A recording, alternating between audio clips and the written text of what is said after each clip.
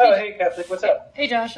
Yeah, I saw you made a couple edits to the script, and are we good to record for? Oh, yeah. City Council roundup. Yeah, totally. I made. Hang on. I got kids. Come on, snack. Go. Yeah, go. Thank you. All right, kids.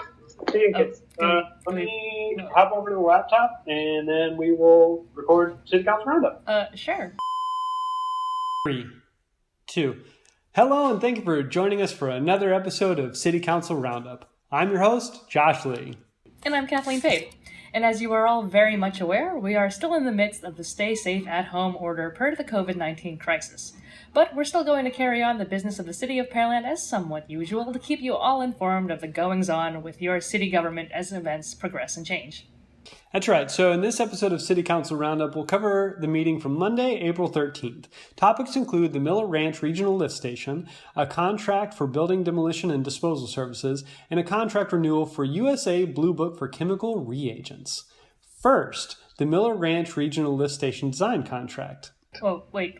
What's a lift station? Oh, yeah. Yeah, you know what? Hang on. I think we need some help to answer that. Give me just 1 second. Hi, David. Can you hear me?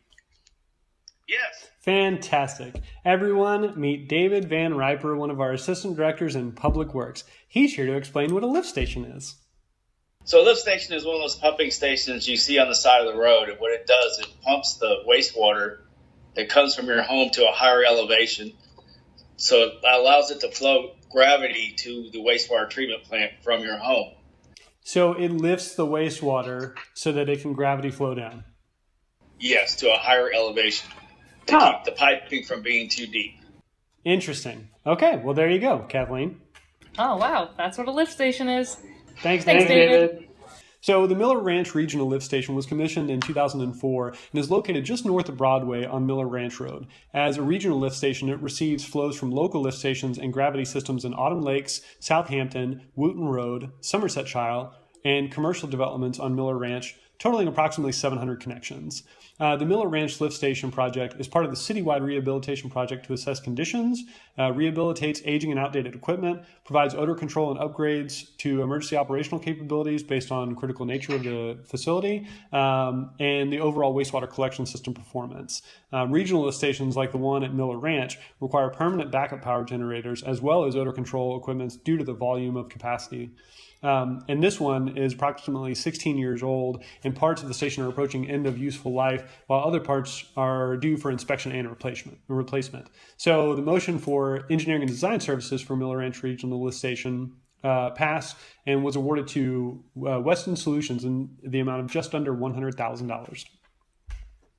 Second, the contract for building demolition and disposal services. This is a contract with Inland Environments to demolish substandard and vacant buildings in Pearland. While the vast majority of homes and buildings in Pearland are kept up and are good for their area, there's going to be a small percentage that, for whatever reason, aren't maintained by their owners. It's the city's responsibility to cite and try working with the property owner to get such problem properties back to minimal code compliance condition. In an even smaller number of cases, things get so bad that the city has to go to court and secure an order for demolition of properties that are so far gone as to be irretrievable and cannot continue to blight a neighborhood. Since the development of this program in late 2014, 25 structures have been removed. Finally, a contract renewal for Public Works chemical reagents, instrumentation, and supplies.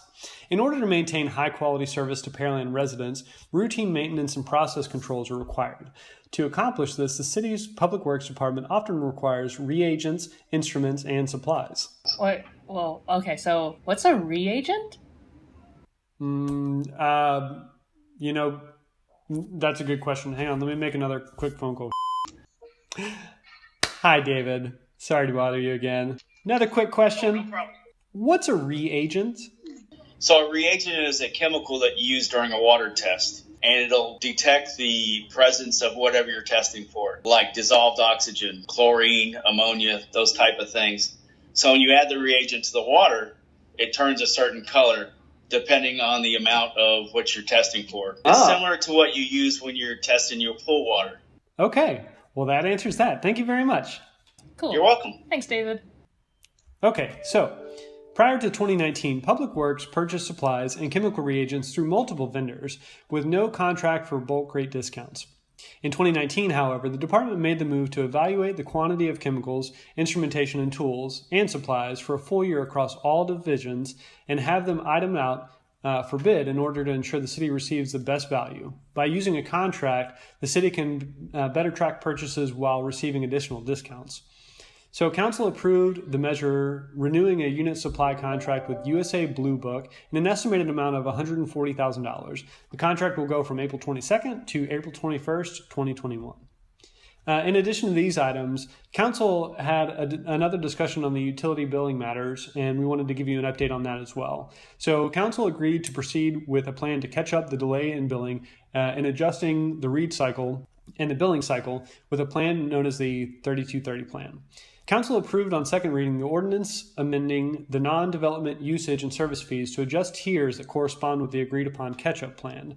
So since that was all approved, it will now be posted in the paper and will become effective 10 days after that, which will be April the 25th. Once that goes into effect, the staff will be able to begin activating the catch-up plan, and we'll post more information on that on the website, so be sure to watch out for that. And that's all we wanted to cover today. However, we still want to emphasize the importance of social distancing and personal hygiene during this time. We also want to make sure residents stay up to date on the city's response to COVID-19, so check out pearlandtx.gov/coronavirus.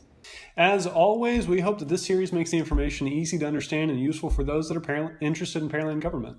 As always, you can find links to more detailed information below, or by visiting pearlandtx.gov. Leave a comment below if you have any questions or suggestions. As always, click here to watch the last episode of City Council Roundup, or here to subscribe to the channel. Hey, you want to hear an Easter joke? Sure. Why shouldn't you tell an Easter egg a joke? Because it'll crack?